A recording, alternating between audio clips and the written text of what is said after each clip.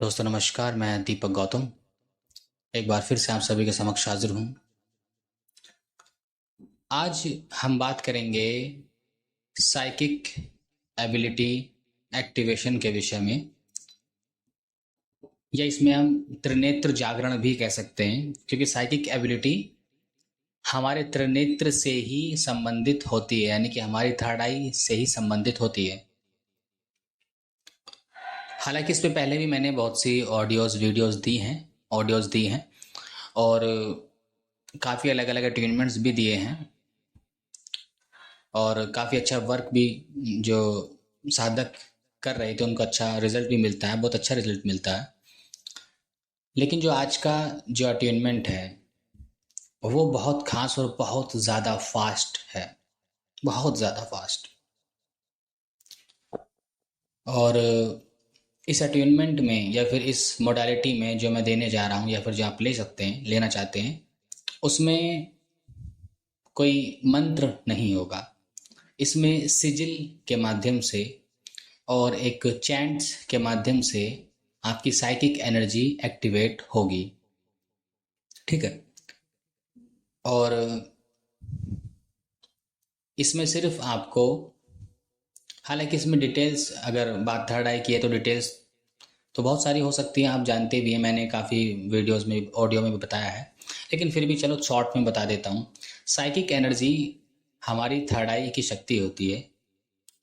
जब हमारा इसका जागरण होता है, एक्टिवेशन होता है, तब हमें इंट्यूशन प्राप्त होना या फिर कोई अदृश्य चीज़ें दिखना, या हमारे जो साइकिक सेंसर्स होते हैं, यानी कि जिन सेंसर्स के माध्यम से हम किसी भी साधना की एनर्जीज को महसूस कर पाते हैं, वो सभी चीज़ें जागृत होने लगती हैं। साथ में गहरा ध्यान, ध्यान में ध्यान में उतरने के बाद बहुत सी अदृश्य चीज़ों की अनुभूति होना और उनको देख लेना, उनसे कम्युनिकेशन होना, या टेलीपैथिकली विचारों का आदान प्रदान होना। हालांकि ये मुख्य रूप से तब ज़्यादा होता है जब आप किसी स्पिरिट से कनेक्ट में होते हैं। ठीक है।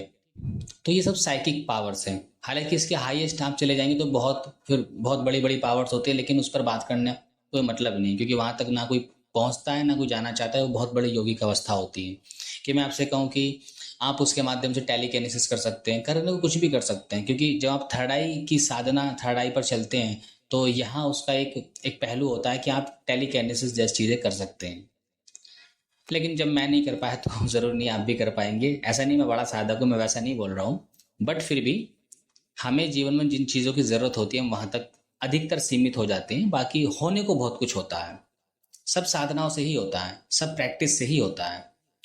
ठीक है। लेकिन यहाँ पर मैं वहाँ ना जा करके मैं वहाँ जा रहा हूँ जहाँ आप प्राप्त कर सकते हैं। आसानी से भी नहीं कहूँगा कि आसानी से, क्योंकि आसानी का मतलब लोग सोचते हैं कि बिल्कुल एकदम लेटे लेटे हो जाएगी। ठीक है। आसानी से नहीं, प्रैक्टिस होती है। 20-30 40 मिनट प्रैक्टिस करनी पड़ती है। लेकिन इस प्रैक्टिस में पहले दूसरे तीसरे दिन से ही वह रिजल्ट मिलने लगते हैं, ऊर्जा की वो अनुभूति होने लगती है। तो ये अटूनमेंट कोई भी ले सकता है, इसमें कोई रिस्ट्रिक्शंस नहीं है कि आप मेल फीमेल हो, या आपको ये पात्रता आपकी चाहिए होगी, आपको ये चीज़ आनी चाहिए, वो चीज़ आनी चाहिए। लेकिन हाँ, अगर आप हीलर हो तो बेहतर होता है, बेहतर होता है, क्योंकि कहीं ना कहीं हम हीलिंग के माध्यम से अपने थर्ड आई को ऊर्जा देते रहते हैं, उसको क्लीन करते रहते हैं। और हम इस अट्यूनमेंट का जो मैं देने वाला, जो मोडालिटी मैं देने वाला हूँ, इसके साथ भी अपनी थर्ड आई को एम्पावर करते जाते हैं, और बहुत तेज़ी से होती है। काफ़ी लोगों का होता है ना कि वो ध्यान करने बैठते हैं लेकिन ध्यान नहीं लगता है। इस प्रैक्टिस में जैसे ही आप शुरू करते हैं आपका ध्यान लगना शुरू हो जाएगा तुरंत। मतलब ऐसे मैं एक ये नहीं करा कि आप बैठे हो शुरू, नहीं, जैसे ही थोड़ी एकाग्रता आपकी सदी कि ध्यान आपका शुरू।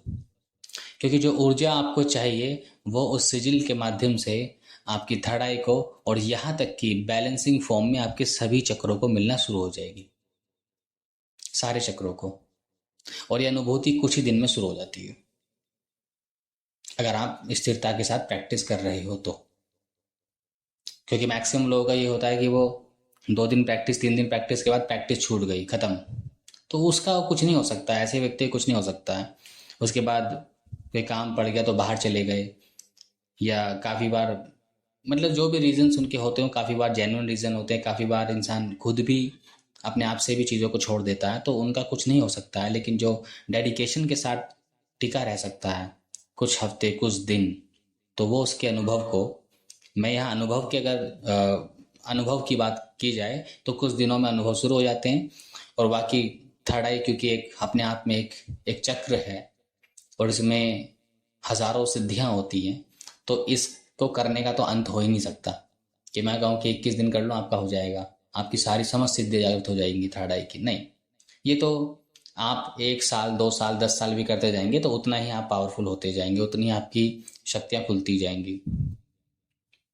लेकिन अनुभव आपको 2 से 3 दिन 4 दिन इसमें प्राप्त होना शुरू हो जाते हैं, बहुत अच्छे स्तर के। और कुछ लोगों को पहले दिन से शुरू हो जाएंगे, मैक्सिमम लोगों को पहले दिन से शुरू हो जाएंगे। इस प्रोसेस में थर्ड आई में खिंचाव होना, थोड़ा सा पेन होना, ये सब चीज़ भी होती है, इसलिए वो आपको देखना पड़ेगा। अगर आप करते हैं तो फिर इस बात का ख्याल रखना पड़ेगा। ये कोई बीमारी, कोई समस्या नहीं होती है।